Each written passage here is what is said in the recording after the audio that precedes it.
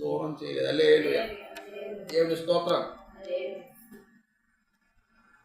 దయచేసి 8:31 దేవుడు మన పక్షమున ఉండగా మనకు విరోధి అవడు, తన సొంత కుమారుని అనుగ్రహించుటకు వెనుతీయక మన అందరి కొరకు ఆయన అప్పగించిన వాడు, ఆయనతో పాటు సమస్తం మనకి ఎందుకు.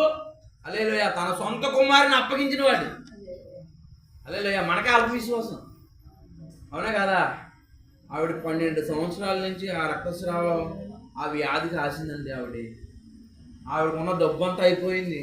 అనేకమైన ఏంటంటే వైద్యుల దగ్గరికి వెళ్తే ఉన్న ఆరోగ్యం కూడా పోయిందంట. హల్లెలూయా, దేవుళ్ళో ఉన్న మనకు అల్ప విశ్వాసం వచ్చేస్తుంది ఏటో. కానీ దేవుడిని ఎరగని ఆవిడ ఎవరో చెప్పిన మాటలని ఏసై చెంగి ముట్టుకుంటే బాగుపడుతుందని ఆవిడ నమ్మకం తోసింది. కానీ రోజు ప్రార్థన చేస్తాం, ఆ రోజు ఆరాధనకి వెళ్తాం, రోజు సాక్ష్యాలు చెప్తాం. అర్ధరాత్రి 12 గంటలకి నేను ఏంటంటే బస్ కండక్టర్ సాక్ష్యం చెప్తున్నాను. నేను నిన్న రాత్రి వచ్చేటప్పుడు 10:30-11 గంటలకి హల్లెలూయా బస్ కండక్టర్ చెప్తున్నాను, నా దేవుడు తల ఎత్తిన దేవుడు. హల్లెలూయా, నన్ను ఎక్కడ అవమానపరచలేదు, నాకు సహాయం చేశాడని చెప్పాను. హల్లెలూయా, దేవుని మహిమ కలిగింది.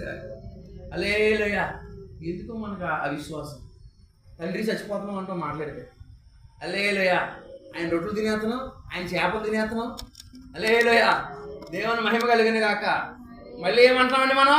అయ్యా చచ్చిపోతున్నాం అంటున్నాం. మన విశ్వాసం అది సరైన విశ్వాసమేనంటారా? హల్లెలూయా, పనికిమాలిన విశ్వాసం. అందుకనే హల్లెలూయా.